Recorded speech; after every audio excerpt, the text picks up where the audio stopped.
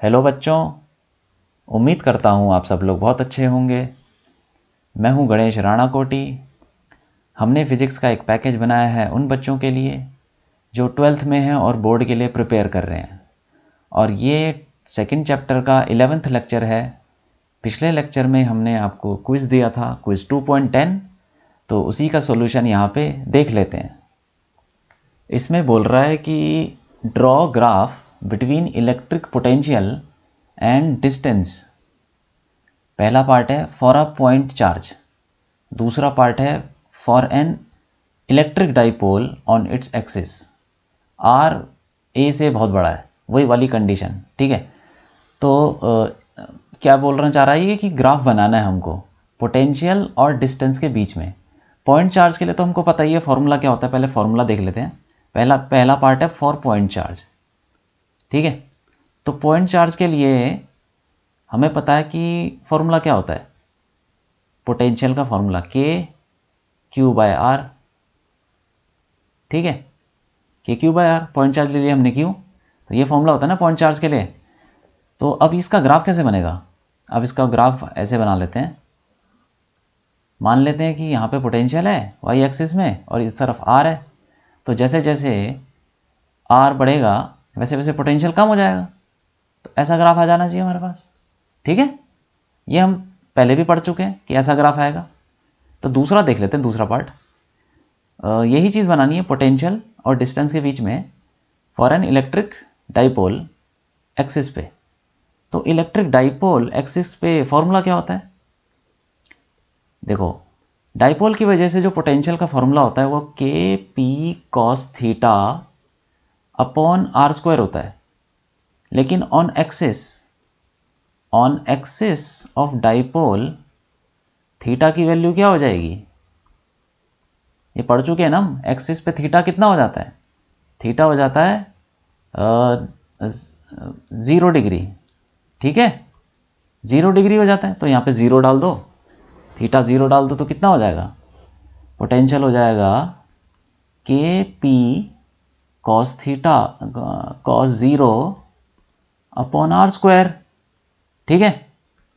तो ये हो जाएगा Kp अपॉन R², ठीक। तो अब इसका ग्राफ बना लेते हैं। इसका ग्राफ कैसे होगा? यहाँ पे बना लेते हैं। ये डिस्टेंस हो गया R और ये हो गया V, ठीक है। तो इसमें R², अब जैसे जैसे R बढ़ेगा वैसे वैसे पोटेंशियल कम होगा, तो इसका ग्राफ भी ऐसे ही आ जाएगा। क्यों? R बढ़ेगा तो पोटेंशियल कम होगा ना। दोनों में क्या डिफरेंस है? अब देखो, दोनों को हम एक ही ग्राफ में बनाने की कोशिश करते हैं। अगर हम दोनों को एक ग्राफ में बनाएं, ये मान लो R है और ये पोटेंशियल हो गया, ठीक है। तो पोटेंशियल अगर हम लेते हैं, इसको ले लेते हैं V1 ताकि पता चल जाए कि किसकी वजह से पोटेंशियल निकाल रहे हैं। V1 is the potential due to point charge and V2 is the potential due to ये डाइपोल, ठीक है। ये V2 हो गया। अब हम यहाँ पे बनाएंगे पोटेंशियल, तो हम दो ग्राफ बनाएंगे एक ही में ताकि कंपेयर कर पाएं कि किस में। अब देखो आगे क्या बोल रहा है वो, in which case the electric potential decreases rapidly. किस केस में इलेक्ट्रिक पोटेंशियल तेजी से घटेगा, ये बोल रहा हो। तो देखो, जिसमें R² है उसमें तेजी से घटेगा, ठीक है। वह वैल्यू डाल के देख लो।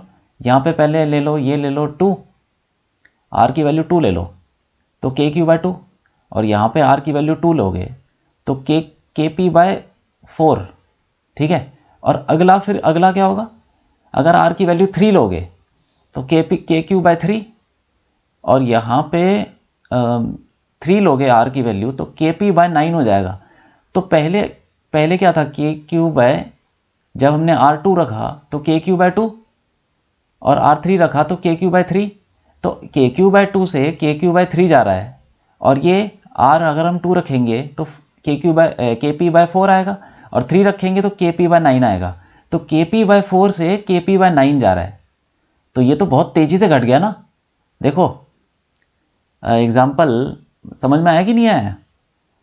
तो देखो इसमें क्या है ना, जिसमें R की पावर ज़्यादा होगी उसमें पोटेंशियल तेजी से घटेगा, ठीक है। तो इसमें हम अगर ग्राफ बनाने की कोशिश करें तो एक ग्राफ बनेगा ऐसा, ये बनेगा ऐसा ग्राफ, ठीक है, और एक बनेगा ऐसा, ये। तो कौन सा वाला होगा बताओ जरा, कौन सा तेजी से घट रहा है? ये वाला तेजी से घट रहा है, ये वाला। तो ये हो जाएगा V2, ठीक है, और ये हो जाएगा V1। इसको मैं थोड़ा अलग कलर से बना देता हूं ताकि कंफ्यूजन ना हो, ठीक है, ये वाला, ये, ठीक, इसको भी हम V1 ऐसे लिख देते हैं, V1, ठीक है। तो अब हमें पता चल गया जो V2 है वो तेजी से घट रहा है, क्योंकि R जितने R की पावर होगी डिनोमिनेटर में, जितनी ज़्यादा R की पावर होगी उतना पोटेंशियल तेजी से घटेगा, ठीक है। तो ये हो गया हमारा क्वेश्चन। इसमें लिख लेते हैं, इसमें बोला है ना कि किस केस में, in which case the electric potential decreases rapidly in the case of electric dipole, इन इलेक्ट्रिक पोटेंशियल ऐसे लिख लेते हैं, यहां लिख लेते हैं, इलेक्ट्रिक पोटेंशियल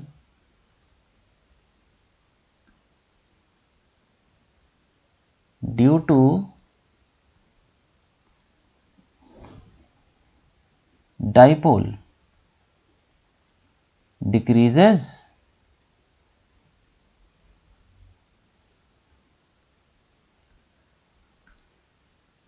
रैपिडली, ठीक है। तो ये हो गया हमारा क्वेश्चन। अब आगे बढ़ते हैं। हाँ, तो हम प्रीवियस ईयर के क्वेश्चंस कर रहे थे। पिछले लेक्चर में हमने 14 क्वेश्चन कर लिए थे, अब हम 15 से शुरू करते हैं। यहाँ पे ये पूछा गया है कंपार्टमेंट ऑल इंडिया 2012 में। ये कह रहा है कि a small metal sphere carrying charge plus Q, मतलब एक यहाँ पे स्मॉल मेटल स्फेयर है, छोटी सी बॉल है एक स्फेरिकल मेटल की, जिसके ऊपर प्लस क्यू चार्ज है, is located at the centre of a spherical cavity inside a large uncharged metallic spherical shell as shown in figure. मतलब ये क्या चीज़ है, ये एक शेल है, ठीक है, ये पूरा एक शेल है, ऐसा समझो कि ये मटेरियल है पूरा यहाँ पे, ठीक है। ये ऐसे मत समझो कि आप दो शेल नहीं है, ये एक ही शेल है, ये पूरा मटेरियल है इधर, ठीक है। यहाँ पे मटेरियल है, ये कुछ जो भी होगा मेटल होगा। अब एक ये शेल है, एक ही शेल है, और उसके अंदर एक बॉल रखी हुई है छोटी सी, और ये जो शेल है इसके ऊपर कोई भी चार्ज नहीं है, ठीक, लेकिन ये जो बॉल है छोटी सी, इसके ऊपर प्लस क्यू चार्ज है, ऐसा बोल रहा हूँ। और आगे क्या बोलते हैं, right the expressions for the electric field eight points P1 and P2। तो P1 ये रहा पॉइंट जो शेल के अंदर है, ठीक है, और P2 है जो शेल के मटेरियल के अंदर है। तो दोनों पे इलेक्ट्रिक फील्ड का एक्सप्रेशन बताना है, ठीक है। तो कैसे बताएंगे बोलो? तो हम तो देखो यहां बता सकते हैं electric field eight point P1, electric field eight point P1 दोनों की वजह से, अच्छा दोनों तो क्या है, शेल पे तो कोई चार्ज ही नहीं है, ठीक है, तो शेल पे चार्ज नहीं है, तो शेल की वजह से यहाँ पे इलेक्ट्रिक फील्ड तो कुछ होगी नहीं, तो यहाँ पे इलेक्ट्रिक फील्ड सिर्फ ये ही बॉल क्रिएट करेगी, ठीक है। कितनी करेगी?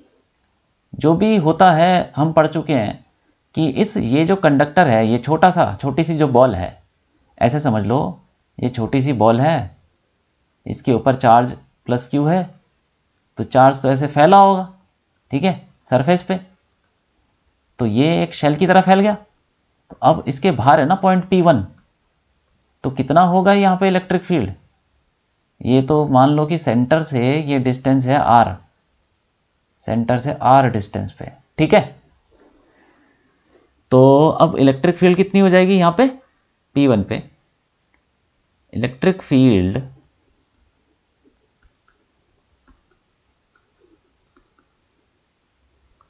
Eight P1 EP1 equal to सिर्फ बॉल की वजह से होगी P पॉइंट पे, तो बॉल की वजह से बॉल के ऊपर जो चार्ज फैला हुआ है वो स्फेरिकल पे फैला हुआ, स्फेयर के सरफेस पे फैला हुआ है ना, तो हम बोल सकते हैं कि ये शेल की तरह फैला हुआ है चार्ज, ठीक है। और इसके बाहर इलेक्ट्रिक फील्ड का फॉर्मूला हमें पता है क्या होता है, वही सिंपल जो पॉइंट चार्ज के लिए फॉर्मूला होता है वही इस जो चार्ज फैला हुआ है स्फेयर के ऊपर सरफेस पे, इसकी वजह से पी पॉइंट पे जो इलेक्ट्रिक फील्ड होगी वो वही होगी जो पॉइंट चार्ज की वजह से होती है। ठीक है, फॉर्मूला वही होगा। तो फॉर्मूला क्या है, के क्यू बाय आर स्क्वायर, के क्यू अपॉन आर स्क्वायर। अब जो भी वो डिस्टेंस होगा, इसने दिया नहीं है लेकिन हम मान लेते हैं कि जो भी डिस्टेंस होगा वो के क्यू बाय आर स्क्वायर से इलेक्ट्रिक फील्ड निकल जाएगी। ठीक है, अब ये तो हो गया। अब P2 पे निकालनी है। P2 पे इलेक्ट्रिक फील्ड क्या होगी, अब देखो P2 कहाँ पर है, P2 एक्चुअली मटेरियल के अंदर है, कंडक्टर के अंदर है ना, ये मटेरियल मेटल है, मेटल शेल। तो यहाँ पे तो मटेरियल फैला हुआ है, अब ये P2 मटेरियल के अंदर है, तो इलेक्ट्रिक फील्ड एट P2 क्या हो जाएगी, तो जीरो हो जाएगी, क्योंकि हमें पता है कंडक्टर के अंदर इलेक्ट्रिक फील्ड तो हो ही नहीं सकती। इलेक्ट्रोस्टैटिक्स मतलब स्टैटिक चार्जेस के केस में electric field at P2 will be zero.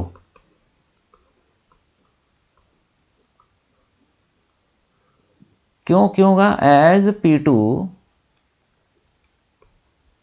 P2 lies inside the conductor.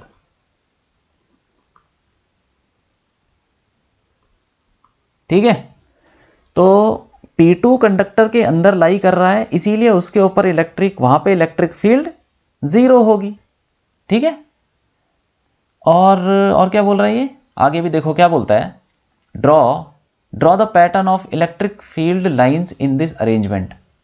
अब यहां पे हमको इलेक्ट्रिक फील्ड लाइंस बनानी है, तो कैसे बनाएंगे इलेक्ट्रिक फील्ड। अब देखो एक चीज मैं आपको बताता हूं, यहां पे एक्चुअली इंडक्शन हो जाएगा। इंडक्शन कैसे होगा, क्योंकि यहां पे एक तो पॉजिटिव चार्ज है जो अंदर फैला हुआ है। ठीक है ना, यहां पे पॉजिटिव चार्ज फैला हुआ है अंदर, मतलब इस छोटी बॉल के सरफेस पे, दोनों कंडक्टर ही तो हैं, तो छोटी बॉल के सरफेस पे पॉजिटिव चार्ज फैला हुआ है। तो ये पॉजिटिव चार्ज इस मटेरियल के, इसको मैं हटा देता हूं यहां से, नहीं तो फिर थोड़ा कंफ्यूजन भी हो सकता है। इस मटेरियल के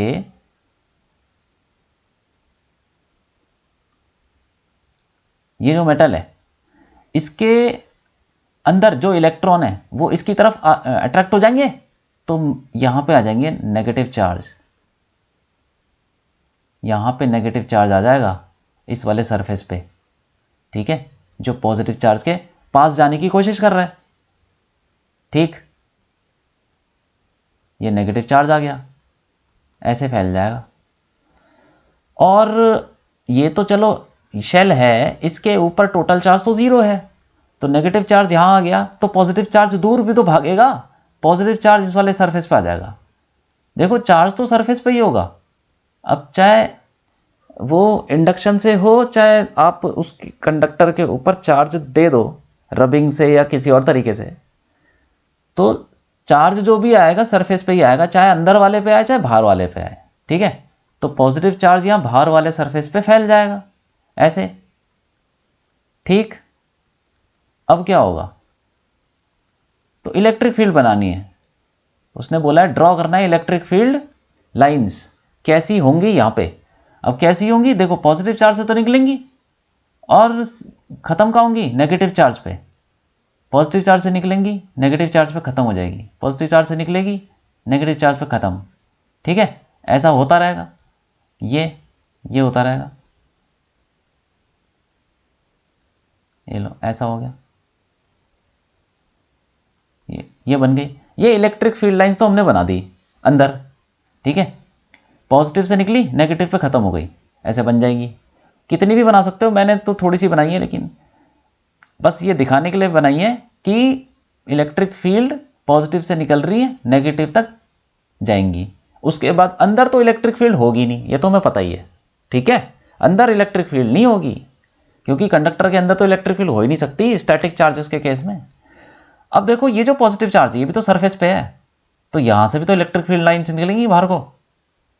ठीक है, यहां से बाहर को जाएंगी, बाहर तो फिर इन्फिनिटी तक जाएंगी बाहर, और कुछ तो दिख नहीं रहा यहाँ पे, जो इलेक्ट्रिक फील्ड जहाँ खत्म होंगी, कहाँ खत्म होंगी, इन्फिनिटी पे ही खत्म होंगी। तो यहाँ से हम ऐसे बना देते हैं। और एक चीज़ आप ध्यान रखिए कि ये जो इलेक्ट्रिक फील्ड लाइंस हैं ये हमेशा कंडक्टर के सरफेस के परपेंडिकुलर ही होंगी, ठीक है, क्योंकि हम पढ़ चुके हैं ना, जो इलेक्ट्रिक फील्ड लाइंस होती हैं वो सरफेस ऑफ द कंडक्टर के परपेंडिकुलर होती है, नॉर्मल, ठीक है। तो ये ऐसा हो गया,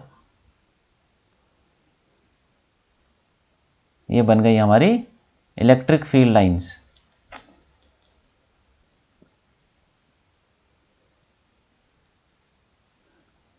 ये तो देखो कहीं भी है जहां पे भी इलेक्ट्रिक फील्ड लाइंस हैं, हर जगह सरफेस के कंडक्टर सरफेस पे नॉर्मल ही होंगी, ठीक है, कहीं भी ले लो आप।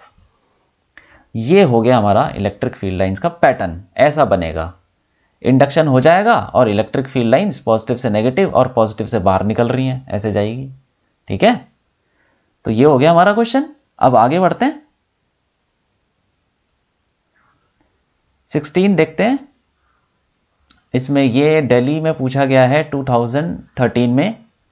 इसमें बोल रहा है कि the electric field inside a parallel plate capacitor is E. अब हमें पता ही है पैरेलल प्लेट कैपेसिटर के बीच में इलेक्ट्रिक फील्ड कुछ तो होती है ना, पॉजिटिव से निकलती है नेगेटिव की तरफ जाती है, ऐसे कुछ, ठीक है। आगे बोल रहा है find the amount of work done in moving a charge Q over a closed rectangular loop A B C D A. तो एक चार्ज को, जो स्मॉल क्यू है, उसको हम ए से लेके बी ले गए, ए से बी ले गए, फिर बी से सी, फिर सी से डी, और डी से ए वापस आ गए। तो जब हम ए से शुरू करेंगे और घूम के फिर ए पे आ जाएंगे, तो फिर वर्क डन कैसे निकालेंगे? वर्क डन का फॉर्मूला क्या होता है? वही होता है ना, Q delta V, Q into V final minus V initial. तो इनिशियल पॉइंट कौन सा है? ए, और फाइनल पॉइंट वो भी ए ही है। तो इनिशियल पोटेंशियल हो जाएगा वी ए, जो भी पोटेंशियल होगा ए पे, और फाइनल पोटेंशियल क्या होगा? वो भी वी ए ही होगा, क्योंकि ए से शुरू कर रहे हो और ए पे ही खत्म कर रहे हो। तो फिर इनिशियल और फाइनल पॉइंट तो सेम हो गया ना, वी ए। तो ये जब दोनों सेम हो गए तो ये तो जीरो हो जाएगा ना, वर्क डन जीरो हो जाएगा। बस सिंपल। तो हम बोल सकते हैं कि अगर आप एक पॉइंट से शुरू करते हो चार्ज को और घूम के वापस वहीं आ जाते हो इनिशियल पॉइंट पे ही, तो कोई भी वर्क डन नहीं करना पड़ेगा, ठीक है, क्योंकि कंजर्वेटिव फील्ड होती है इलेक्ट्रिक फील्ड। ये तो हम पढ़ चुके हैं ना, electric field is a conservative field, ठीक। तो ये क्वेश्चन तो हो गया। अब आगे चलते हैं, 17 देखते हैं। ये दिल्ली में पूछा गया 2008 में। इसमें बोल रहा है derive the expression for the electric potential at any point along the axial line of N electric dipole. मतलब कि एक हमारे पास इलेक्ट्रिक डाइपोल है और उसके एक्सिस पे हमको इलेक्ट्रिक पोटेंशियल डिराइव करना है। तो ये तो एक्चुअली हम कर चुके हैं ये, क्योंकि जो पोटेंशियल का फॉर्मूला क्या होता है? K P cos theta upon R square, और थीटा कितना होता है?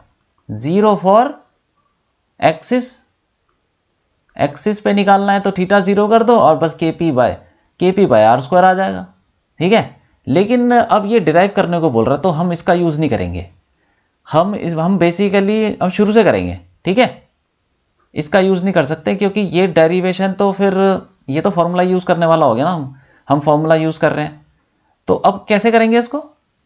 तो कुछ नहीं है, डाइपोल बना लेते हैं और एक्सिस पे एक पॉइंट ले लेते हैं, और दोनों की वजह से जो डाइपोल आएगा वहां पे उसके उन दोनों पोटेंशियल को ऐड कर देंगे, आ गया पोटेंशियल, सिंपल है।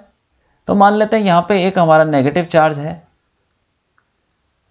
और एक यहां पे पॉजिटिव चार्ज है, ठीक है, और इन दोनों के बीच में डिस्टेंस है, ये मान लो 2a डिस्टेंस, और एक इसका सेंटर ले लेते हैं, और सेंटर से ये डिस्टेंस जहां पे हमको निकालना है वो डिस्टेंस है r, ठीक, ये मान लेते हैं p पॉइंट है। और ये सेंटर ऑफ द डाइपोल है। ठीक, अब देखो ये वैसे ही डेरिवेशन लग रहा ना जैसे हमने इलेक्ट्रिक फील्ड में किया था। हाँ ये वैसे ही है, बस उसमें डायरेक्शन थी, इसमें डायरेक्शन नहीं होगी। हमें पी पॉइंट पे पोटेंशियल निकालना है, तो कैसे करेंगे? पोटेंशियल ऐसे लिखेंगे, पोटेंशियल ड्यू टू, अब पी पॉइंट पे पोटेंशियल कौन किसकी वजह से होगा? दोनों की वजह से होगा, माइनस क्यू और प्लस क्यू। ठीक, तो potential at P due to minus Q कितना होगा? ऐसे लिख लेते हैं, वी माइनस क्यू ले लेते हैं। ठीक है, इक्वल टू क्या हो जाएगा? के क्यू बाय आर के। अब लेकिन क्यू जो है वो हमें साइन के साथ लेना होता है ना, क्योंकि पोटेंशियल स्केलर क्वांटिटी है, इसीलिए हमको साइन के साथ रखना है। तो माइनस के क्यू बाय, अब आर कितना है? ये माइनस क्यू से पी पॉइंट का कितना डिस्टेंस है? देखो ये कितना है, ये तो आर हो गया सेंटर तक, और सेंटर से यहाँ तक कितना हो जाएगा? सेंटर से माइनस क्यू का डिस्टेंस ए हो जाएगा ना, क्योंकि डाइपोल की जो लेंथ है वो 2a है, तो सेंटर से माइनस क्यू का डिस्टेंस a। ठीक, तो ये हो जाएगा r प्लस ए, ये हो गया। अब potential due to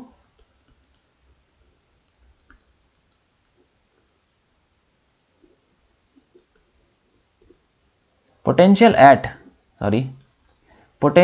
eight P due to plus Q क्या हो जाएगा? इसको लिख लेंगे V plus Q equal to क्या हो जाएगा? के क्यू अपॉन, अब प्लस क्यू से P का कितना डिस्टेंस है? ये तो यहाँ से सेंटर से P का तो R है, और सेंटर से प्लस क्यू का A है, तो यहाँ से प्लस क्यू से P का कितना हो जाएगा? R माइनस ए। ठीक है, R माइनस ए लिख लेंगे। ऐसा डेरिवेशन हम इलेक्ट्रिक फील्ड में भी कर चुके हैं फर्स्ट चैप्टर में, तो वैसे ही सिमिलर है, बस उसमें डायरेक्शन थी, इसमें डायरेक्शन नहीं है, और उसमें स्क्वायर वगैरह आता था। इसमें बल्कि कैलकुलेशन थोड़ी कम है, या थोड़ा छोटा है, ये इजी है। ठीक है, अब क्या करेंगे? अब दोनों पोटेंशियल आ गया, दोनों को ऐड कर देंगे, तो पोटेंशियल एट पी वीपी क्या हो जाएगा? V minus Q plus V plus Q. अब इन दोनों को ऐड कर दो, ये तो minus K Q upon are plus A plus K Q upon are minus A, ये हो गया। अब के क्यू कॉमन ले लेते हैं, के क्यू कॉमन आ गया, और इस वाले को पहले लिख लेते हैं, 1 अपॉन आर माइनस ए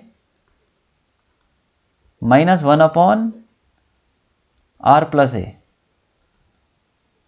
ऐसा कर सकते हैं ना हम? हाँ बिल्कुल। अब एलसीएम ले लो, क्या हो जाएगा? VP equal to k q, LCM ले लेंगे तो क्या आ जाएगा? यह आ जाएगा r minus a into r plus a. वो क्या होता है? अरे a plus b into a minus b क्या होता है? A square minus b square होता है ना, तो ये हो जाएगा आर स्क्वायर माइनस ए स्क्वायर, और ये इधर चला जाएगा ऊपर, और आर प्लस ए इधर चला जाएगा, आर माइनस ए इधर चला जाएगा। ठीक है, तो आर प्लस ए, एक minute, r plus a minus r minus a, अब ब्रैकेट खोल लो, k q r plus a minus r plus a, नीचे आ गया आर स्क्वायर माइनस ए स्क्वायर, आर तो कट गया, ये हो गया, और ये ऊपर 2a आ गया, तो इसको ऐसे लिख लेंगे, K Q 2a upon R square minus ए स्क्वायर। और अब देखो 2aq क्या होता है? ये 2aq तो डाइपोल मोमेंट होता है, हमको पता ही है। p डाइपोल मोमेंट क्या होता है? Charge into distance between the charge, यही होता है ना डाइपोल मोमेंट। 2aq, तो 2aq की जगह हम रख देंगे p, तो ये हो जाएगा K P upon R square minus ए स्क्वायर। ठीक है, अब क्या करें, अब हम एजम्पशन लगा लेंगे। एक एजम्पशन लगाएंगे कि इफ आर बहुत बड़ा है ए से, तो आर स्क्वायर माइनस ए स्क्वायर अप्रोक्सीमेटली क्या हो जाएगा, आर स्क्वायर ही हो जाएगा। क्योंकि जब आर बहुत बड़ा है ए से, तो ए तो बहुत छोटा हो गया ना इसके सामने, तो आर स्क्वायर तो बहुत ही बड़ा हो जाएगा ए स्क्वायर से। ऐसे समझ लो, जब ए की वैल्यू है, ए की वैल्यू 1 मान लो और आर की वैल्यू 1000 मान लो, तो 1000 का स्क्वायर कितना होता है 10 की पावर 6, और 1 का स्क्वायर 1 ही रहे, तो 10 की पावर 6 तो बहुत बड़ा हो गया ना। तो उसको हम आर स्क्वायर ही रहने देंगे, क्योंकि आर स्क्वायर ए स्क्वायर के सामने बहुत बड़ा है। ठीक है, तो अब हम आर स्क्वायर माइनस ए स्क्वायर की जगह आर स्क्वायर लिख देंगे। तो वीपी क्या आ जाएगा, यह आ जाएगा K P upon R square. आ गया हमारा ये। तो हमने डिराइव कर दिया पोटेंशियल ऑन द एक्सिस। तो ऐसे डेरिवेशन करना है। वो जो हमने डेरिवेशन किया था वो तो एक जर्नल पॉइंट के लिए था, और उसमें हम थीटा की वैल्यू 0 डाल के भी यही आएगा फॉर्मूला। ठीक है, K P bye are square ही आएगा।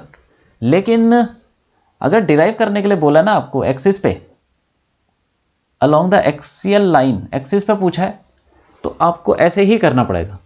ठीक है, तो वो डेरिवेशन कब करना है, जब बोला हो कि derive the expression for the electric potential at any point, और मेंशन नहीं किया कहां पे। एनी पॉइंट का मतलब हवा में कहीं भी पॉइंट, तो वो तो जो हमने डेरिवेशन की थी वो तो रैंडम पॉइंट ले लिया था ना। लेकिन इसने ये बोला है कि at any point along the axial line, axis के ऊपर पॉइंट पे निकालना है, तो डेरिवेशन आपको ऐसे ही करना पड़ेगा। ठीक है, तो ये हो गया हमारा क्वेश्चन। अब आगे बढ़ते हैं, 18 करते हैं। ये 2009 दिल्ली में और 2011 कंपार्टमेंट दिल्ली में पूछा गया है। इसमें बोल रहा है can two equipotential surfaces intersect each other. क्या इक्विपोटेंशियल सरफेसेस एक दूसरे से टकरा सकते हैं, इंटरसेक्ट कर सकते हैं? नहीं कर सकते। देखो क्यों नहीं कर सकते। सपोज मान लो कि एक ये इक्विपोटेंशियल सरफेस ये हो गया, ठीक है, और दूसरा इक्विपोटेंशियल सरफेस ऐसे मान लो। तो अब हमें ये पता है कि जो इलेक्ट्रिक फील्ड होती है, इलेक्ट्रिक फील्ड क्या होती है, इक्विपोटेंशियल सरफेस के परपेंडिकुलर होती है ना। तो अगर मैं इसको दूसरे कलर से बना देते हैं, एक मिनट, चलो मान लो ये कुछ ऐसा मान लेते हैं। ठीक है, तो दो इक्विपोटेंशियल सरफेस ले लिया हमने। तो ये जो रेड वाला इक्विपोटेंशियल सरफेस है, इसके ये इस वाले पॉइंट पे जहां पे इंटरसेक्ट कर रहा है, ये इलेक्ट्रिक फील्ड किधर होगी, परपेंडिकुलर होगी ना, ये परपेंडिकुलर होगी। ठीक है, और जो ब्लैक वाला है इक्विपोटेंशियल सरफेस, उस पे भी तो इलेक्ट्रिक फील्ड परपेंडिकुलर होगी, क्योंकि हमें पता है इलेक्ट्रिक फील्ड तो परपेंडिकुलर ही होनी चाहिए, होती ही है, होनी क्या चाहिए, इलेक्ट्रिक फील्ड परपेंडिकुलर ही होती है। लेकिन ऐसा कैसे हो सकता है, एक ही पॉइंट पे दो इलेक्ट्रिक फील्ड, क्या पॉसिबल है?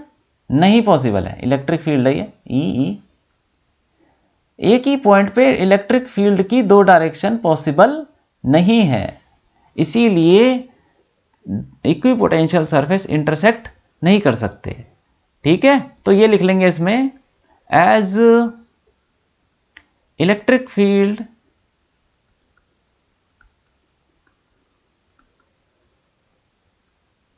is normal to equipotential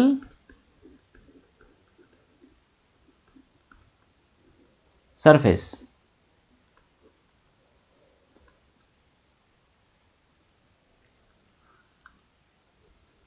there will be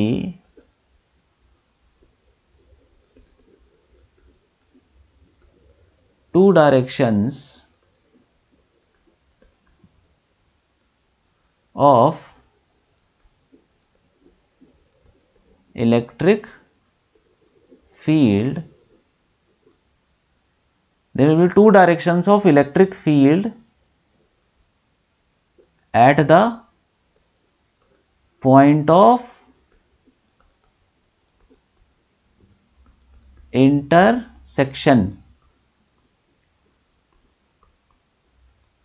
of equipotential surfaces.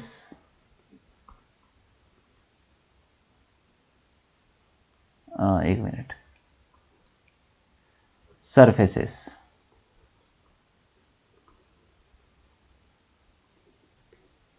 which is not possible. दो डायरेक्शन नहीं हो सकती ना इलेक्ट्रिक फील्ड की, ये तो पॉसिबल नहीं है। तो इसीलिए hence equipotential surfaces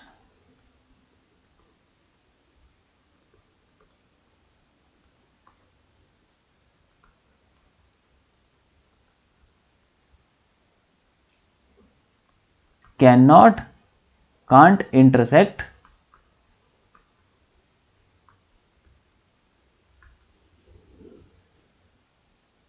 each other।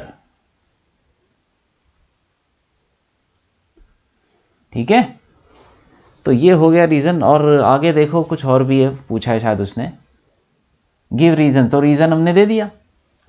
अब बोल रहा है कि टू चार्जेस, ये कैपिटल में आएगा टी, कोई बात नहीं, two charges minus q and plus q are located at points 0,0, minus a.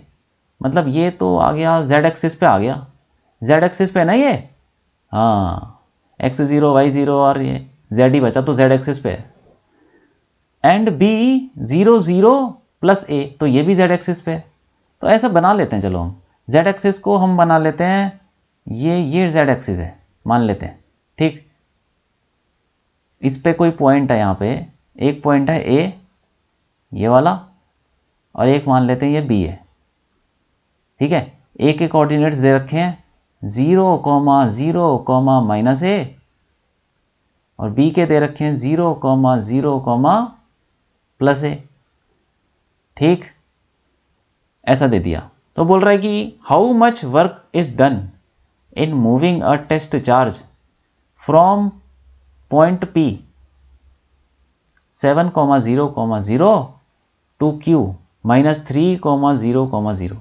मतलब कितना काम करना पड़ेगा एक चार्ज को मूव करने के लिए फ्रॉम पॉइंट ये वाला 7,0,0, तो ये कहाँ पर है, ये तो x एक्सिस पे है, तो z एक्सिस मान लो ये है हमारी, ये z एक्सिस है, और हमें पता है z और x एक्सिस तो परपेंडिकुलर होते हैं ना एक दूसरे के, तो मान लेते हैं ये हमारा ये हो गया x एक्सिस, ठीक है, x एक्सिस हो गया।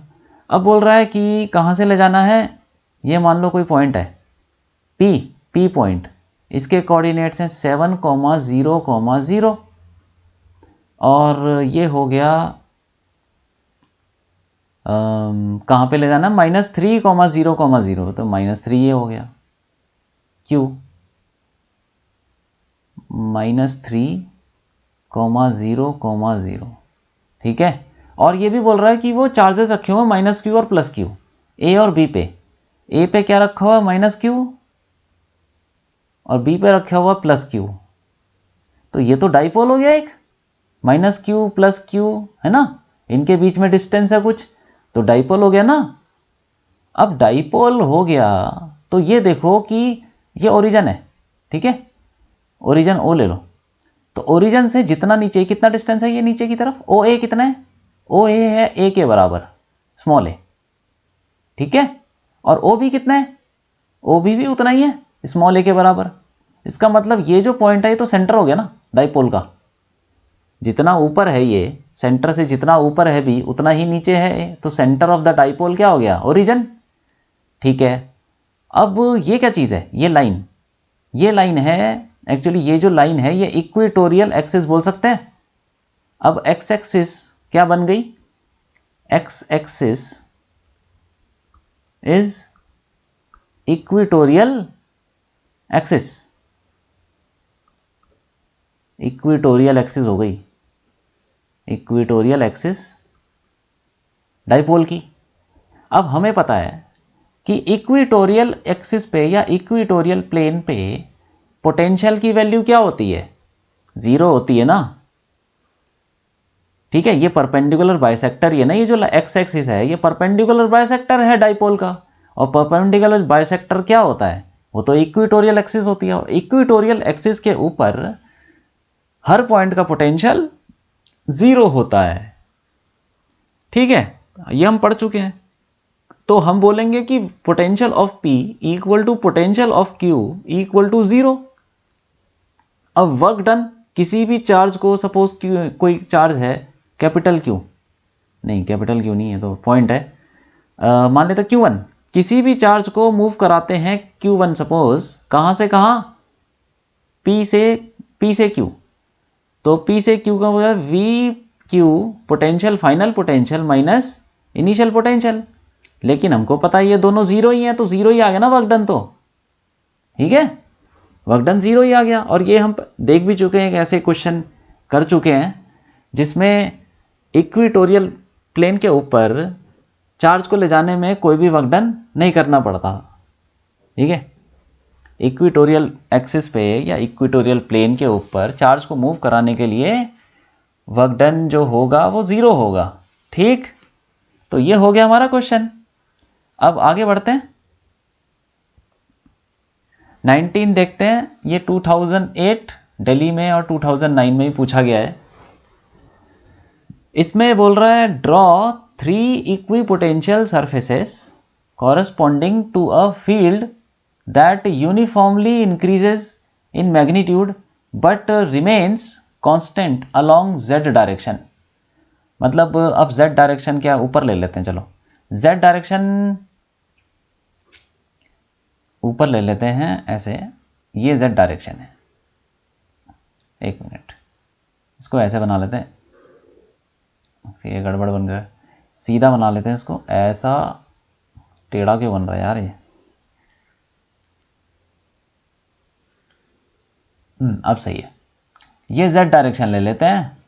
ठीक है, अब बोल रहा है कि हमको बनाने हैं 3 equipotential surface corresponding to field that uniformly increases in magnitude but remains constant along z direction। मतलब उसकी डायरेक्शन तो z की तरफ है, मतलब इलेक्ट्रिक फील्ड ऐसे है, ऐसे इलेक्ट्रिक फील्ड है ऊपर की तरफ, ये। ठीक है, ये बना लेते हैं, ये ऐसे इलेक्ट्रिक फील्ड ऊपर की तरफ है, z की तरफ। ठीक, अब हमको क्या करना है, इसकी डायरेक्शन में अब हमको इस पे इक्विपोटेंशियल सरफेस बनाना है, 3 बनाने, वो भी तो बना लेते हैं। चलो, तो कैसे होंगे ये देखने में। अब देखो, इलेक्ट्रिक फील्ड की डायरेक्शन तो कांस्टेंट है, तो जो भी हम इक्विपोटेंशियल सरफेस बनाएंगे वो इनके परपेंडिकुलर ही तो होंगे। तो परपेंडिकुलर कैसे होंगे, ऐसे होंगे, ये एक सरफेस ऐसा बना लो, एक ऐसा बना लो, ये लो। ठीक है, और एक और बना लो, ये बना लो। ठीक है, 3 बनाने, 3 बना लिए, हो गया। अब क्या बोल रहा है वो, लेकिन इलेक्ट्रिक फील्ड जो है ये बढ़ रही है, डायरेक्शन तो ऊपर की तरफ है लेकिन इलेक्ट्रिक फील्ड की वैल्यू बढ़ती जा रही है। जैसे जैसे आप यहां से आगे जा रहे हो, ऊपर जा रहे हो, इलेक्ट्रिक फील्ड की वैल्यू बढ़ रही है। ठीक है, इसलिए यूनिफॉर्म इलेक्ट्रिक फील्ड मत मानो उसको, ये डायरेक्शन बनाइए बस ऊपर, लेकिन इलेक्ट्रिक फील्ड की वैल्यू चेंज हो रही है, ऊपर जाके बढ़ती जा रही है। ठीक, तो इसमें बोल रहा है how are these surface is different from that of a constant electric field along z direction। मतलब ये कह रहा है कि ये जो सरफेस हमने बनाए हैं यहाँ पे, ठीक है, इक्विपोटेंशियल सरफेसेस ये जो बनाए हैं, ये कांस्टेंट इलेक्ट्रिक फील्ड में जब आप सरफेस बनाओगे उससे कैसे अलग हैं ये। ठीक है, तो कांस्टेंट इलेक्ट्रिक फील्ड वाला बना लेते हैं।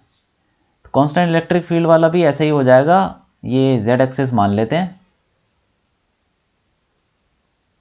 इधर, और इलेक्ट्रिक फील्ड भी ऐसे मान लेते हैं। ठीक है,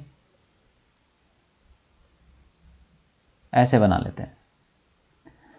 तो इन दोनों में क्या डिफरेंस है, यहां पे इलेक्ट्रिक फील्ड कांस्टेंट नहीं है।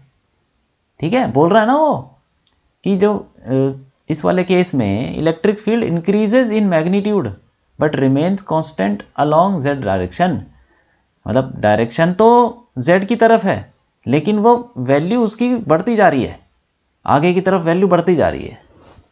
और यहाँ पे क्या हो रहा है, यहाँ पे वैल्यू, डायरेक्शन तो कांस्टेंट है ही z की तरफ, वैल्यू भी कांस्टेंट है इसमें, ठीक है, uniform electric field, constant electric field में, ठीक है।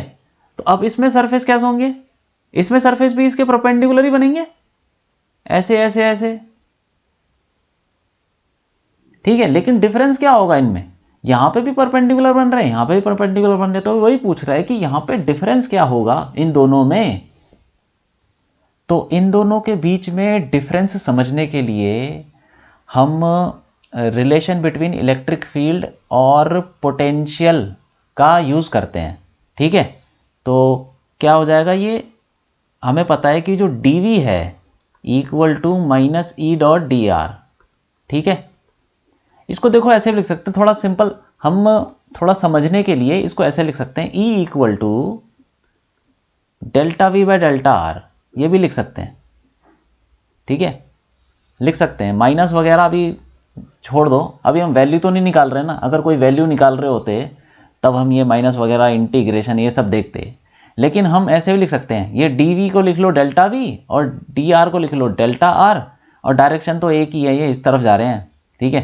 तो cos 0 मान लो उसको, तो डेल्टा r नीचे आ जाएगा। ये सिर्फ समझने के लिए लिख रहा हूं मैं, ठीक है। ऐसा मत समझना कि मैंने इसको, ये ऐसा होता है, ऐसा तो ऐसा हो भी सकता है, लेकिन कोई ज़रूरी नहीं है। E equal to delta V by delta R possible है किसी किसी केस में, लेकिन हम कुछ इन दोनों के बीच में डिफरेंस समझने के लिए ऐसा लिख सकते हैं, ठीक है। अब देखो यहाँ पे क्या है, मान लेते हैं कि ये है हमारा V, एक इक्विपोटेंशियल सरफेस है ना ये। अच्छा पहले यहाँ पे लिख लेता हूँ, E जो है ये कांस्टेंट है, E कांस्टेंट, E मतलब डायरेक्शन भी कांस्टेंट और मैग्नीट्यूड भी कांस्टेंट, लेकिन यहाँ पे E कांस्टेंट नहीं है, E is not constant, is variable. अब डायरेक्शन तो चलो कांस्टेंट है, लेकिन मैग्नीट्यूड तो बढ़ता जा रहा है ना, ऊपर बोल रहा हो, इंक्रीजेस, इस वाले केस में ऊपर बढ़ता जा रहा है। हमको यही बताना है कि इन दोनों इक्विपोटेंशियल सरफेसेस के बीच में क्या डिफरेंस है, ये वाले और ये वाले, जहां पे इलेक्ट्रिक फील्ड कांस्टेंट है और जहां पे इलेक्ट्रिक फील्ड कांस्टेंट नहीं है, इन दोनों के बीच में डिफरेंस बताना है। तो कैसे बता सकते हैं, तो ये मान लेते हैं कि ये इक्विपोटेंशियल सरफेस है, तो उसका कुछ तो पोटेंशियल होगा, वो V मान लेते हैं। इसके ऊपर वाला, इसको 2V मान लेते हैं, ठीक है। इसके ऊपर वाला ये 3V मान लेते हैं, ठीक है। और इसमें क्या है, इसमें भी वैसे ही V मान लेते हैं, 2V मान लेते हैं, 3V मान लेते हैं। ये सिर्फ डिफरेंस समझने के लिए हम इसको ऐसा ले रहे हैं। अब हम इनके बीच में जो गैप है इसको ले लेते हैं, ये ले लेते हैं डेल्टा R1, ठीक है, एक मिनट, डेल्टा R1 और ये डेल्टा R2, ठीक। ऐसे ही इसमें ले लेते हैं गैप, ये ले लेते हैं डेल्टा R1, इसको कुछ और ले लेते हैं, डेल्टा R3 ले लेते हैं, ठीक, और ये डेल्टा R4 ले लेते हैं। अब यहां पे देखो, ये लगाते हैं हम यहां से लेके यहां तक, इलेक्ट्रिक फील्ड तो कांस्टेंट है ना इस वाले केस में, इस वाले केस में इलेक्ट्रिक फील्ड क्या है, कांस्टेंट। तो E की वैल्यू ऐसे लिख सकते हैं, इन दोनों इक्विपोटेंशियल सरफेस, ये 2V और V के बीच में अगर हम delta V upon delta R लगाएं तो क्या आ जाएगा, इनके बीच में पोटेंशियल डिफरेंस कितना है, 2V माइनस V, V हो गया अपॉन, और इनके बीच में डिस्टेंस कितना है, डेल्टा R1, तो डेल्टा R1, ठीक।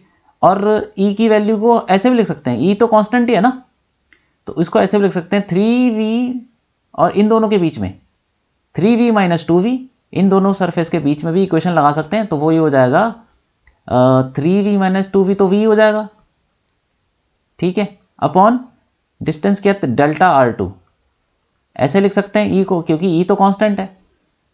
ये वाला सर दो सरफेस ले लो, चाहे ऊपर वाले दो ले लो, चाहे नीचे वाले दो ले लो, ठीक है। अब देखो इन दोनों को कंपेयर करो तो क्या आएगा, delta R1 equal to delta R2। इससे पता चलता है कि जो इक्विपोटेंशियल सरफेसेस हैं इनके बीच में गैप सेम रहेगा, ठीक है। इसके ऊपर भी बना लो वो भी सेम ही रहेगा, डेल्टा R3 ले लो, डेल्टा R4 ले लो, जैसे भी ले लो, सारे के सारे जितने भी डिस्टेंस हैं दो इक्विपोटेंशियल सरफेस के बीच में वो सेम रहेंगे।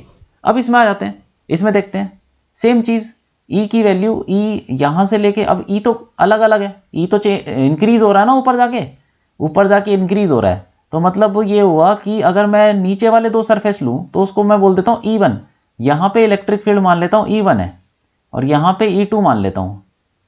ठीक, तो E1 को कैसे लिख सकता हूं, वही delta V by delta R। तो डेल्टा V कितना है, वो तो V है, और इनके बीच में डिस्टेंस कितना है, डेल्टा R3 ले लिया। अब दूसरे में लगाते हैं हम E2 क्या हो जाएगा, ये हो जाएगा V अपॉन, क्योंकि इन दोनों के बीच में भी पोटेंशियल डिफरेंस तो V है, 3V minus 2V, V upon distance कितना है, डेल्टा R4। ये हो गया। अब हमें ये पता है कि E2 जो है, E2 ग्रेटर देन E1 है, ये तो पता है ना, उसने बोला है कि इंक्रीज कर रहा है मैग्नीट्यूड में, तो ऊपर जाते जाते इंक्रीज कर रहा है, तो E2 ज्यादा हो जाएगा। E2 ज्यादा होने के लिए, अब V तो दोनों में सेम है, तो डेल्टा R4 को कम होना पड़ेगा, ठीक है कि नहीं।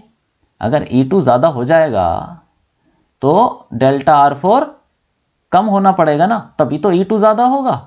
तो डेल्टा R4 हम बोल सकते हैं लेस देन डेल्टा R3, यही होगा।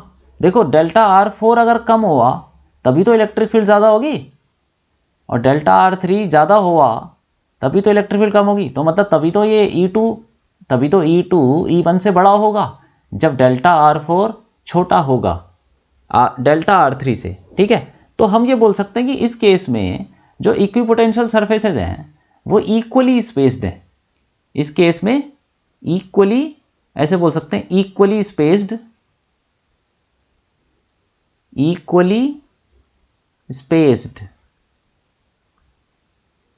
Equipotential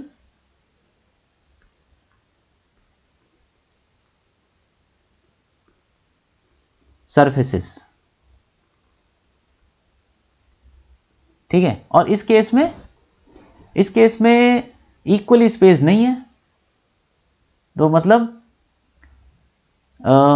equipotential surfaces are not equally spaced, ऐसे लिख सकते हैं, इक्विपोटेंशियल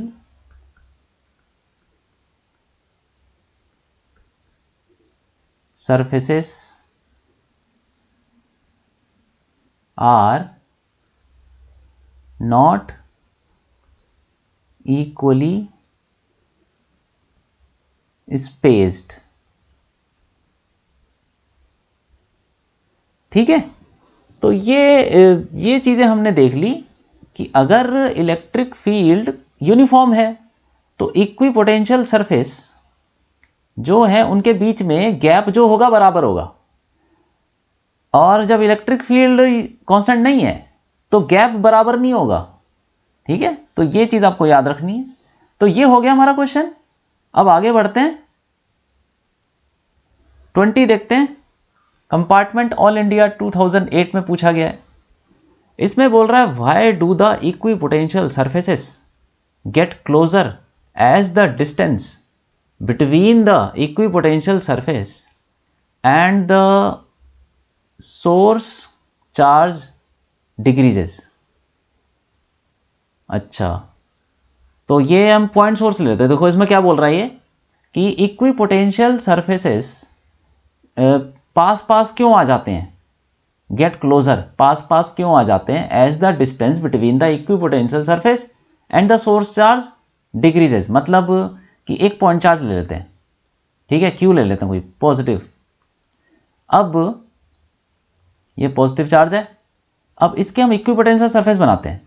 तो ये बोलना चाह रहा है कि इक्विपोटेंशियल सरफेस आप ऐसे बनाओ, ऐसे हैं ये, अगर आप डिस्टेंस कम है और एक इक्विपोटेंशियल यहां पे ज्यादा ले लेते, चलो ऐसा कुछ, ठीक है। तो यहां पे जो इक्विपोटेंशियल सरफेस होंगे, यहां पे इसके पास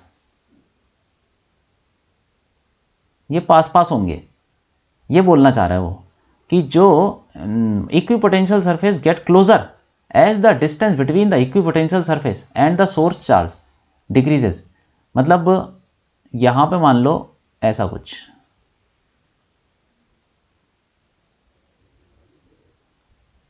अरे यार ये थोड़ा सा एसिमेट्रिक बन गया, लेकिन इसको एक मिनट थोड़ा वैसे बना लेते हैं। आप ये समझ लो ये इक्विपोटेंशियल सरफेस ही है, ठीक है। अब देखो ये बोलना चाह रहा है कि अगर आप पास वाले डिस्टेंस पे देखते हो तो इक्विपोटेंशियल सरफेसेस पास पास होते हैं, और अगर थोड़ा दूर जाते हो तो इक्विपोटेंशियल सरफेसेस के बीच में भी गैप बढ़ जाता है। तो इसका रीजन भी वैसे ही दे सकते हैं, ठीक है। जैसे मान लो कि ये है v, इसको ये v मान लेते हैं और इसको 2v मान लेते हैं, और इसको मान लेते हैं चलो 9v। एक मिनट, ये पोटेंशियल तो ज़्यादा होगा ना इधर, तो इसको मान लेते हैं क्या माने इसको मान लेते हैं चलो 10v मान लेते हैं, और इसको 8v, ठीक है। मतलब सिर्फ कंपैरिजन करने की बात बता रहा हूं कि ऐसा वो पूछ रहा है कि अगर आप चार्ज के पास इक्विपोटेंशियल सरफेस बनाते हो, दो कुछ बनाते हो तो वो पास पास होते हैं, और चार्ज से थोड़ा दूर बनाते हो इक्विपोटेंशियल सरफेसेस तो वो थोड़ा गैप गैप में बनते हैं। ऐसा क्यों होता है? तो ठीक है, उसी का रीजन हम यहां पे देने वाले हैं। ये मान लो 10 ही है, एग्जांपल ले रहा हूं मैं बस, 10v और 8v, ठीक है। और इसको मान लेते हैं क्या माने, इसको मान लेते हैं 3v और v, ऐसे मान लेते हैं। अब इन दोनों के बीच में कुछ तो गैप होगा ना, ये दोनों का इन दोनों के बीच में कुछ गैप होगा, उसको ले लेते हैं डेल्टा R1, और इन दोनों के बीच में भी कुछ गैप होगा, उसको ले लेते हैं डेल्टा R2। अब वही फॉर्मूला लगा लेते हैं। देखो अब ये बताओ, यहां पे इलेक्ट्रिक फील्ड मान लेते हैं E1 जो कि चार्ज के पास में है, और वहां पे मान लेते हैं इलेक्ट्रिक फील्ड E2 जो चार्ज से थोड़ा दूर है। अब ये देखते हैं कौन, अब वो लगा लेते हैं वही फॉर्मूला जो हमने पिछले क्वेश्चन में पढ़ा है, E equal to delta V upon delta R। समझने के लिए, कंपैरिजन के लिए, क्योंकि हमको तो वैल्यू नहीं निकालनी ना, हमको तो सिर्फ ये बताना है कि कौन सा पास में होगा, कौन से इक्विपोटेंशियल सरफेसेस के बीच में गैप ज़्यादा होगा, किस में कम होगा, ठीक है। तो वो कंपैरिजन करने के लिए हम उसको यूज़ कर सकते हैं, E equal to delta V by delta R। अब देखो यहाँ पे लगाते हैं पहले, तो यहाँ इस वाले सरफेस, इस वाले रीजन के लिए जो दो सरफेस लिए हैं हमने, तो इसमें लिख सकते हैं E1 इक्वल टू, अब डेल्टा V कितना है, डेल्टा V कितना है, इनके बीच में डिफरेंस कितना है, 2 वोल्ट, 2V 10 माइनस 8, ठीक है। अभी माइनस प्लस का छोड़ दो, क्योंकि हम तो कंपैरिजन कर रहे हैं ना, जब हम कोई वैल्यू निकालते हैं तब देखते हैं माइनस प्लस, ठीक है। यहाँ पे कोई वैल्यू तो निकालनी नहीं है, यहाँ पे तो सिर्फ हमको बताना है कि कौन सा पास में होगा, कौन सा दूर होगा, क्या होगा। तो जो पोटेंशियल डिफरेंस है वो तो 2V हो गया, divided by delta R1। Delta R1 हमने लिया है, डेल्टा R1 ही है, ठीक। अब E2 लिख लेते हैं, E2 कितना है, उस वाले रीजन पे इलेक्ट्रिक फील्ड मान लेते हैं E2 है, इक्वल टू पोटेंशियल डिफरेंस कितना है, वो तो 2V ही है, 2V अपॉन डेल्टा R2, ठीक है। अब देखो यहाँ पे कौन सी इलेक्ट्रिक फील्ड ज़्यादा होगी, बताओ। Electric field due to point charge का फॉर्मूला क्या होता है, electric field due to point charge का फॉर्मूला होता है KQ बाय R²। मतलब अगर R कम है तो इलेक्ट्रिक फील्ड ज़्यादा होगी, मतलब जो पॉइंट पास में है चार्ज के, वहाँ पे इलेक्ट्रिक फील्ड ज़्यादा होगी। तो इलेक्ट्रिक फील्ड यहाँ पे ज़्यादा होगी, मतलब E1 ज़्यादा होगा, तो E1 E2 से ज़्यादा होगा, ठीक। तो फिर इसका मतलब ये चीज़ आप डाल दो यहाँ पे, 2V upon delta R1 greater than 2V upon delta R2। 2V cut गया, ये कट गया, अब डेल्टा R2 उधर चल जाएगा, delta R2 greater than delta R1, ठीक है। इसीलिए वो बोल रहा है, मतलब सॉरी ये डेल्टा R1 है, मतलब अब अगर आप चार्ज के पास आओगे तो आपको इक्विपोटेंशियल सरफेसेस काफ़ी पास पास मिलेंगे, और चार्ज से दूर जाओगे तो इक्विपोटेंशियल सरफेसेस के बीच में भी गैप बढ़ जाएगा। ठीक है, तो डेल्टा R2 ज़्यादा हो गया ना, तो इसीलिए इन दोनों के बीच में गैप बढ़ गया। और पास में लोगे दो इक्विपोटेंशियल सरफेस तो इनके बीच में गैप आपको कम मिलेगा। तो वही बोल रहा है वो कि जब हम क्लोजर चले जाते हैं, मतलब नहीं, इक्विपोटेंशियल सरफेस पास पास क्लोजर हो जाते हैं, पास पास हो जाते हैं, as the distance between the equipotential surfaces and the source charge decreases. जब डिस्टेंस डिक्रीज होता है, मान लो आप यहाँ पर हो और यहाँ से अंदर आ रहे हो, तो फिर जो इक्विपोटेंशियल सरफेसेस होंगे वो पास पास हो जाएंगे, यही बोलना चाह रहा है। ठीक है, तो इसका हमने ये देख लिया। तो ये क्वेश्चन हो गया, ये पिछले क्वेश्चन जैसा ही है। अब आगे बढ़ते हैं। 21 देखते हैं। ये दिल्ली में आया है 2011 में। इसमें बोल रहा है two uniformly large parallel thin plates having charge densities plus sigma and minus sigma are kept in the x z plane. अच्छा, x z plane at a distance d apart. तो मान लेते हैं, चलो एक्स जेड हो गया, ऐसा समझो ये मान लो x, ये मान लो, एक मिनट, ये मान लो y है और इसको मान लो z। ठीक है, तो एक्स जेड प्लेन का मतलब हुआ कि ये जो हमने जो x और z वाला प्लेन है ना, ये वाला, ये इस प्लेन में ये प्लेट्स रखी हुई हैं।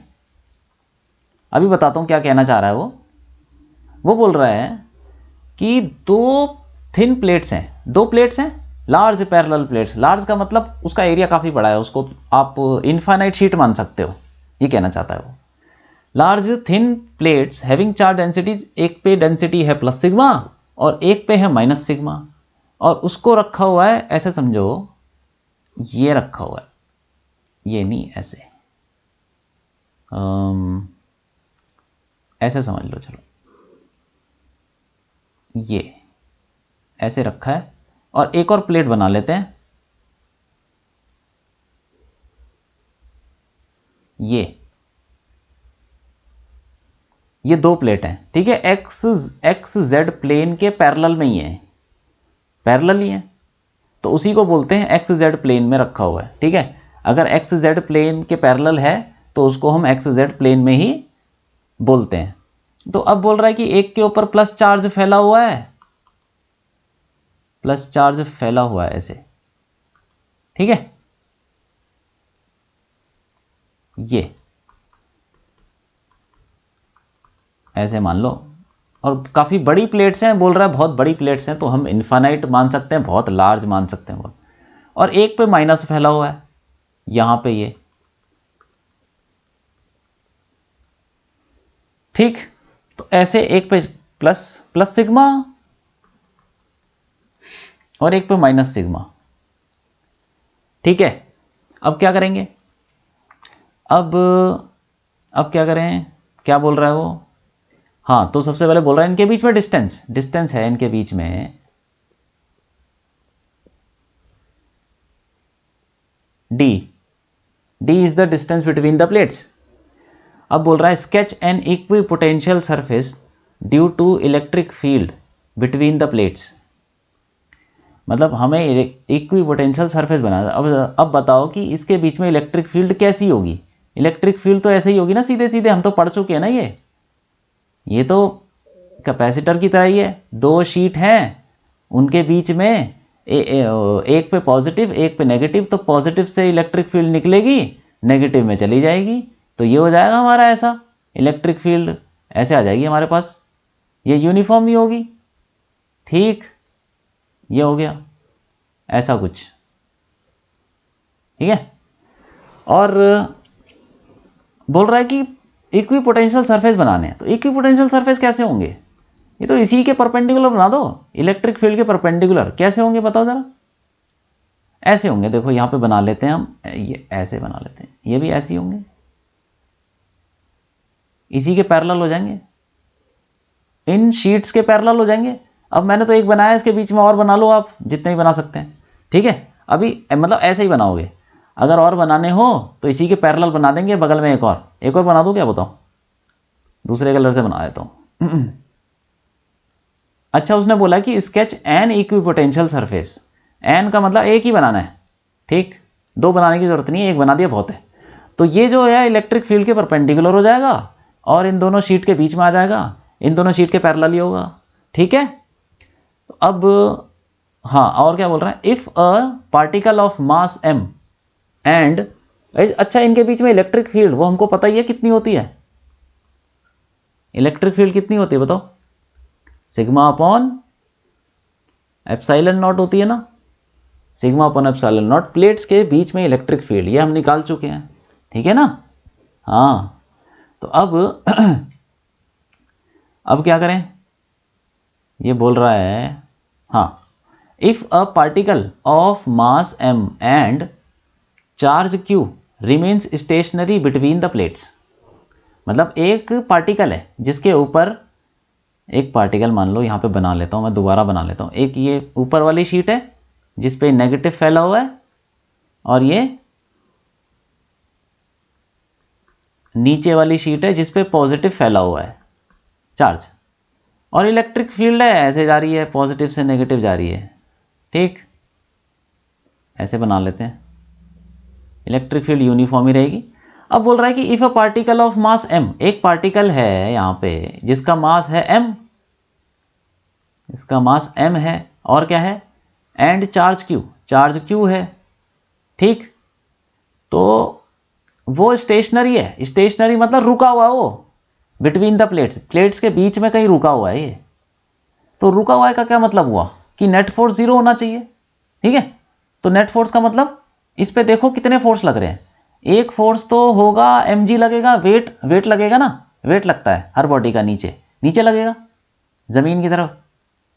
इसको थोड़ा अलग बना लेते हैं, चलो इसका डायग्राम यहां बना लेते हैं। तो ये मास m है और चार्ज q है, तो इस पे लग जाएगा, एक तो वेट mg लगेगा, नीचे लगता है, ठीक है, अर्थ उसे पुल करता है ना mg से, इतने फोर्स से, तो नीचे लगेगा वेट तो।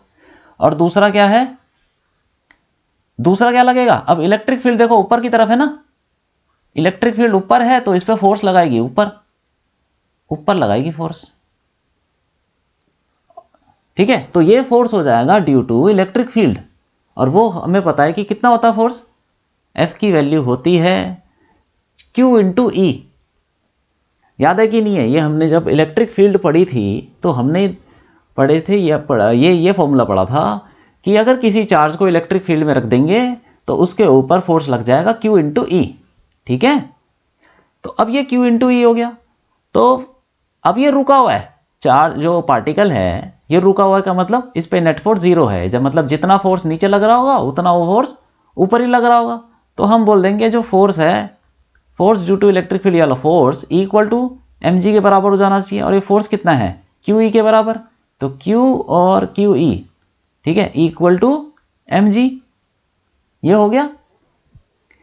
तो E की वैल्यू आ जाएगी हमारे पास, E कितना आ जाएगा, mg अपॉन Q आ गया, ठीक है। तो यही पूछा था उसने कि what is the magnitude and direction of this field, तो डायरेक्शन तो ऊपर हो गया और मैग्नीट्यूड कितना हो गया, मैग्नीट्यूड ये रहा mg अपॉन Q, और सिग्मा अपॉन एप्सिलॉन नॉट भी आप बोल सकते हो, खैर दोनों ही है, दोनों ही सही है, सिग्मा अपॉन एप्सिलॉन नॉट भी है और E equal to mg by Q भी है, तो ये मैग्नीट्यूड है, और डायरेक्शन ऊपर की तरफ होगी, तभी तो ये बैलेंस करेगा mg को, ठीक है ना।